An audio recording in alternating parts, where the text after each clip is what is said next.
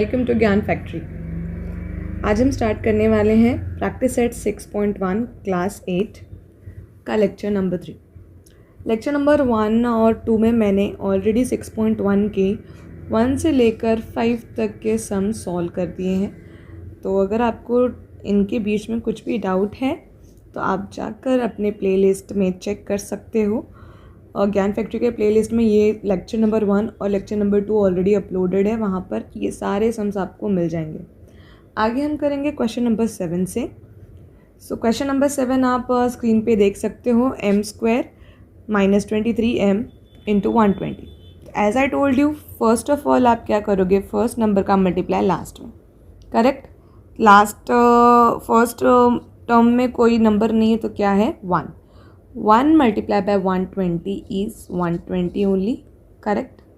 अब 120 का आपको ऐसा फैक्टर लेना है कि जिसको प्लस या माइनस करने पर हमें क्या मिलना चाहिए, 23, जिनका सम देखो। प्लस और माइनस में क्यों कह रही हूँ, क्योंकि भले हम जब सम करते हैं, इंटीजर्स का सम करते हैं, तो कई बार प्लस नंबर आ जाता है, कई बार माइनस नंबर आ जाता है। तो इनका हम जब भी सम करेंगे तो एक कई बार ऐड करना होता है, तो कई बार सब्ट्रैक्ट, तो हम उसके अकॉर्डिंग जाएंगे, ठीक है। तो देखो 120 के लिए तो बहुत से फैक्टर मिल सकते हैं, जैसे 12 टेंज़ा 120 और 34 120, 43 120, 15 8 120। तो और भी फैक्टर्स हो सकते हैं 120 के, पर हम इनमें से किसको डिसाइड करेंगे किसे लेना है, तो वो कैसे पता चलेगा, मिडल टर्म से मल्टीप्लाई करने पर हमें इन चारों टर्म का आंसर 120 ही मिलने वाला है, पर सम करने पर क्या मिलना चाहिए, 23, करेक्ट है ना। तो अब ये सम अगर आप चेक करो, 12 + 10 कितना आएगा, 22, नो चांस। 30 + 4 34, 30 - 4 is 26, 40 + 3 43, 40 - 3 is 37। तो ये तीनों केस तो नहीं है। 15 + 8 कितना हो जाएगा, 23, करेक्ट। तो हमारा फैक्टर कौन सा हम डिसाइड करेंगे लेने के लिए, 15 and 8, अंडरस्टूड। 15 8 जिनका सम आएगा 23। हमें क्या चाहिए, -23। तो अब हम साइन भी इसके अकॉर्डिंग देंगे, क्योंकि मैं इन दोनों नंबर को क्या करूँगी, ऐड करने पर ही मुझे 23 मिलने वाला है। तो जैसा कि मैंने बताया है, ऐड करते समय या तो दोनों नंबर को हम क्या दे देंगे, प्लस, या तो दोनों नंबर को क्या देंगे, माइनस। तो माइनस देना, ये प्लस, ये कहाँ से डिसाइड करेंगे, मिडल टर्म से। मिडल टर्म के पास माइनस है, तो मैं दोनों को क्या दे दूँगी, माइनस, अंडरस्टूड। अभी आप अपने मिडल टर्म को करो स्प्लिट, m² को एज इट इज़ लिखना है, -15m -8m + 120, करेक्ट। 2 पार्ट में हो जाएंगी ये डिवाइड। अब यहाँ से तो आपको पता ही है कॉमन क्या मिल जाएगा, m, तो अंदर क्या बचेगा, m -15, करेक्ट। अब यहाँ पर m है, पर यहाँ पर m नहीं है, तो हम m को और कॉमन ले नहीं सकते। तो हमें कॉमन किसे लेना होगा, 8 और 120 है, ठीक है। अब 8 और 120 का रिलेशन चेक करना पड़ेगा कि क्या 8 और 120 का कुछ ऐसा फैक्टर मिलेगा जिससे हमें कॉमन मिल सकता है। हम 2 को भी इसमें से कॉमन ले सकते थे, 4 को भी ले सकते हैं और 8 को भी ले सकते हैं, ठीक है। देखो कैसे, 8 × m प्लस 120 को मैं 15 × 8 लिख सकती हूँ, है ना। तो यहाँ पर भी 8 कॉमन है और यहाँ पर भी 8 है, तो मैं दोनों के पास से 8 को कॉमन ले लूँगी। तो यहाँ पर बचा m -15। जैसे कि मैंने बताया, यहाँ पे माइनस अगर स्टार्टिंग में, तो माइनस को ही लेना है, माइनस को एज अ कॉमन लेना है, और साथ में हम किसको कॉमन ले रहे हैं, 8 को। तो ये हो जाएगा m, प्लस का हो गया माइनस, तो अंदर बचा क्या, 15, ओके। तो आप देख सकते हो आपके दोनों ब्रैकेट सेम आ गए हैं, m माइनस 15, तो अंदर बचा क्या है m माइनस 8। समझ में आ गया हो तो इस पेज का आप स्क्रीनशॉट ले लो, फिर नेक्स्ट सम स्टार्ट करते हैं। Question number 9, 3x square plus 14x plus 15। तो फर्स्ट स्टेप में हम क्या करेंगे, फर्स्ट टर्म का मल्टीप्लाई लास्ट टर्म में। 15 3 ज़ा कितना आ जाएगा 45। 45 का फैक्टर लेना होगा अभी आपको, तो 45 के फैक्टर्स के लिए आप क्या ले सकते हो, 9 5 ज़ा 45। तो चेक करते हैं 9 और 5, 9 और 5 को आप ऐड करोगे तो 14 आ जाएगा ना। तो चलो नो प्रॉब्लम, दोनों को हमें क्या करना है, ऐड करना है। तो दोनों को मैं क्या दूंगी, प्लस का साइन दूंगी, क्योंकि यहाँ पर मिडल टर्म में क्या है प्लस, इसलिए अगर माइनस रहता तो दोनों को क्या देते minus. So first term as it is, इसे करो split, plus 9x plus 5x plus 15, दो पार्ट में कर दो डिवाइड।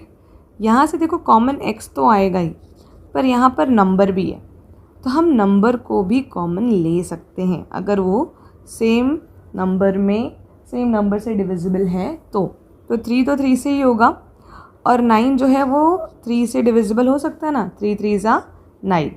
तो यहाँ से भी मैं 3 को कॉमन ले सकती हूँ और यहाँ से भी 3 को कॉमन ले सकती हूँ। ठीक है, तो यहाँ से मैं क्या करने वाली हूँ, 3 को कॉमन लूँगी, तो अंदर क्या बचेगा x, एक x बाहर गया, देखो 3 into x into x plus 3 into x into 3, 3 3 ज़ा 9 इंटू एक्स। तो x को ले लिया कॉमन, 3 को ले लिया कॉमन, बचा क्या यहाँ पर x प्लस 3। समझ में आया बच्चों। अब यहाँ पे स्टार्टिंग में प्लस है, सेकंड पार्ट के स्टार्टिंग में, तो यहाँ पर प्लस लेना है। 5 तो प्राइम नंबर है, तो आप चेक करो कि 15 क्या 5 से डिविजिबल है, हाँ 5 इंटू 3। तो यहाँ से मैं 5 को कॉमन ले सकती हूँ ना, यहाँ से ले लो आप 5 को कॉमन, अंदर बचा x और यहाँ पे बचा प्लस 3। आप देख सकते हो यहाँ पर आपका सेम टर्म आ चुका है, x प्लस 3, तो बचा क्या आपके पास 3x प्लस 5। ठीक है, आई होप आपको ये सम समझा होगा। चलो नेक्स्ट सम की तरफ चलते हैं। Question number 10, 2x square plus x minus 45। तो फर्स्ट ऑफ ऑल हम क्या करेंगे, फर्स्ट टर्म का मल्टीप्लाई लास्ट टर्म में। 45 मल्टीप्लाई बाय 2 इज़ 90। अब 90 का आपको ऐसा फैक्टर लेना है कि जिसको सम करने पर आपको क्या मिले 1, मतलब यहाँ पे मिडल टर्म में सिर्फ x है ना, तो कुछ नहीं है तो क्या है 1 है। तो आपको ऐसे दो इंटीजर्स लेने हैं जो आसपास में हो। ठीक है, मतलब एक को अगर मैं प्लस दूँ और एक को माइनस दूँ तो वो माइनस होने पर आंसर क्या आ जाए 1 आ जाए। तो देखो ऐसा तो 10 9 ज़ा 90 ही हो सकता है, 10 माइनस 9 क्या हो जाएगा 1। तो किसको प्लस दें किसको माइनस, जैसा कि मैंने आपको बताया सब्ट्रैक्शन करते समय एक नंबर को प्लस और दूसरे नंबर को क्या देना है माइनस। तो किसे प्लस दे किसे माइनस वो डिसाइड करेगा हमारा मिडल टर्म। मिडल टर्म के पास प्लस है तो बिगर नंबर को भी क्या मिलेगा प्लस और स्मॉलर नंबर को माइनस। प्लस माइनस क्या हो जाएगा minus, 10 minus 9 is 1, bigger number का साइन क्या आएगा प्लस। ठीक है, तो अभी स्प्लिट करके लिख लें, 2x square plus 10x plus minus 9x minus 45।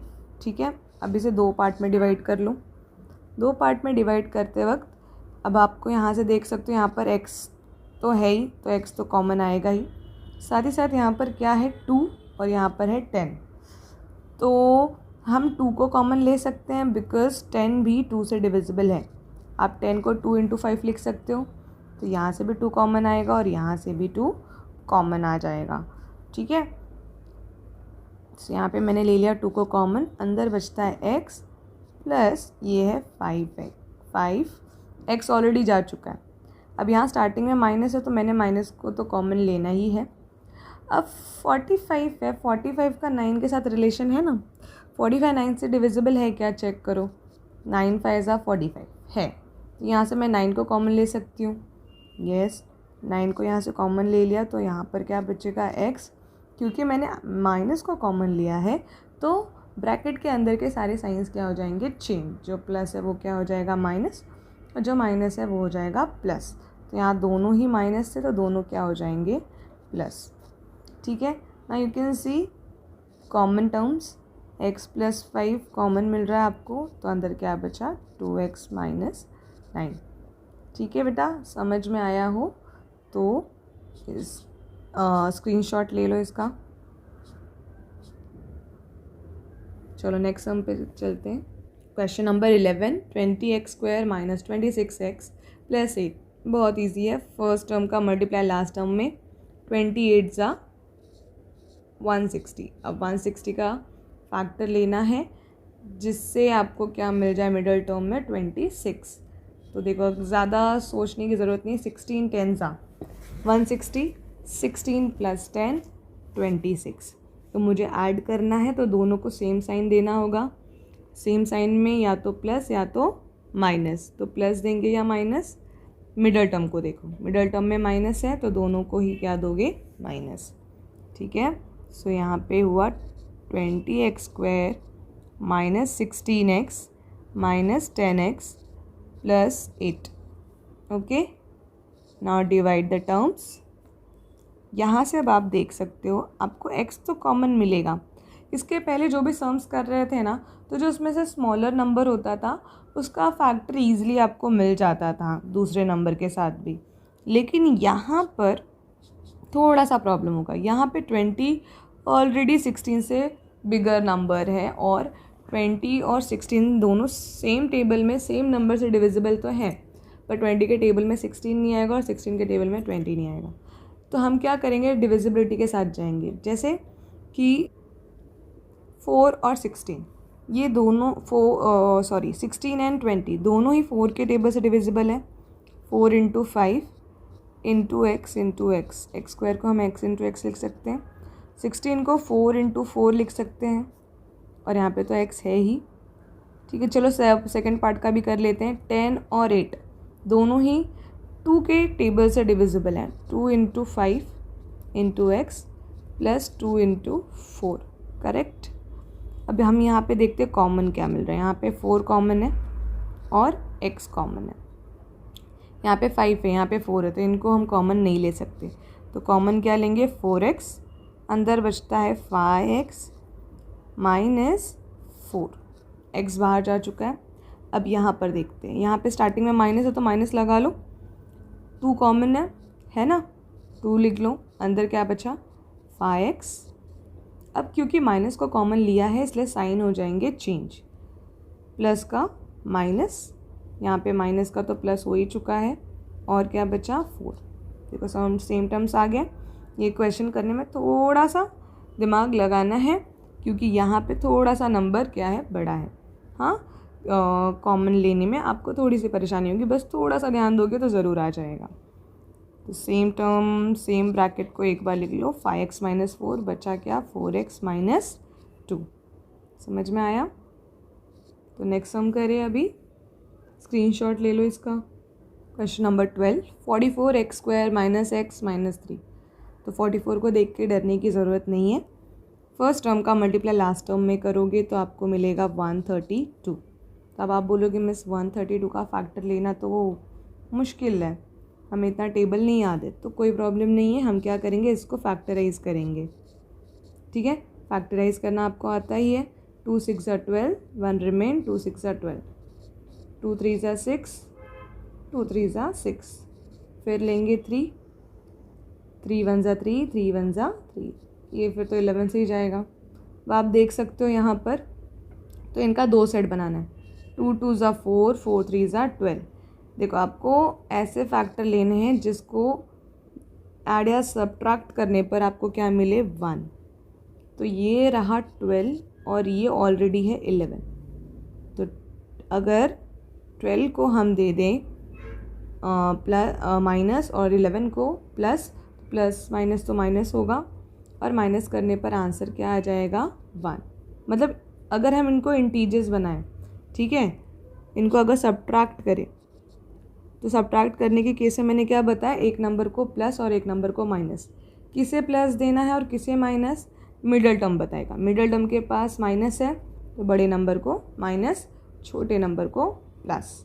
ठीक है, minus plus minus, 12 minus 11 is 1 और बिगर नंबर क्या है 12 और उसका साइन क्या है माइनस। समझा? सो 44x² minus 12x minus plus 11x minus 3, 2 part में कर देंगे इसे डिवाइड। ठीक है बेटा, तो देखो अभी हम इनका फैक्टर लेंगे क्योंकि हमें कॉमन निकालना है। तो 44 को और 12 को, 44 और 12 दोनों ही 4 से डिविजिबल हैं, तो मैं 4 × 11 लिख देती हूँ इसे, और इसे लिख देती हूँ 4 × 3। करेक्ट है ना? और यहाँ पे देखो 11 और 3 दोनों ही प्राइम नंबर्स हैं जो किसी से भी डिविजिबल नहीं हैं। ठीक है, ये खुद के ही नंबर से डिविजिबल होंगे। तो अभी इस केस में क्या करेंगे मैं आपको आगे बताती हूँ। पहले यहाँ से कॉमन ले लेते हैं, 4 को कॉमन ले सकते हैं और x को, तो 4x आ गया कॉमन, अंदर क्या बचा 11x माइनस ये है 3, यहाँ पे 3 बाकी है ना, 3 लिख लिया। अब मैंने जैसे कि आपको बताया था, अगर कोई ऐसा केस हो जहाँ पर आपको कॉमन नहीं मिल रहा, तो मान लो यहाँ पे कुछ कॉमन नहीं मिला तो 3 × 1 तो लिख सकती हो ना। 1 लिखने से क्या ही जाने वाला है, तो कुछ कॉमन नहीं है तो क्या कॉमन मिलेगा आपको 1। यहाँ पे प्लस था तो आप लिखो +1, अंदर क्या बचा 11x और प्लस लिया इसलिए साइन चेंज होने वाला नहीं है, 11x माइनस 3। तो यहाँ पे कॉमन क्या मिल गया आपको 11x माइनस 3 और ये रहा 4x + 1। ये था आपका लास्ट सम 6.1 का। तो यहाँ पर आपका 6.1 ख़त्म हो चुका है। देखो ये प्रैक्टिस सेट बहुत इंपॉर्टेंट है बिकॉज़ यही सेम प्रैक्टिस सेट के क्वेश्चंस आपको 9th में भी है, 10th में भी है, 11th 12th हर जगह आपको यूज़ होने वाले हैं। तो क्वाड्रेटिक इक्वेशन सॉल्व करना सीखना बहुत इंपॉर्टेंट है। तो ये वीडियोस को बार बार देखो, अच्छे से समझो और ख़ुद से भी प्रैक्टिस करो। अगर वीडियो अच्छा लगा तो अपने फ्रेंड्स को भी शेयर करो ताकि उन्हें भी हेल्प हो सके। चैनल पे नए हो तो सब्सक्राइब करो और लाइक करो।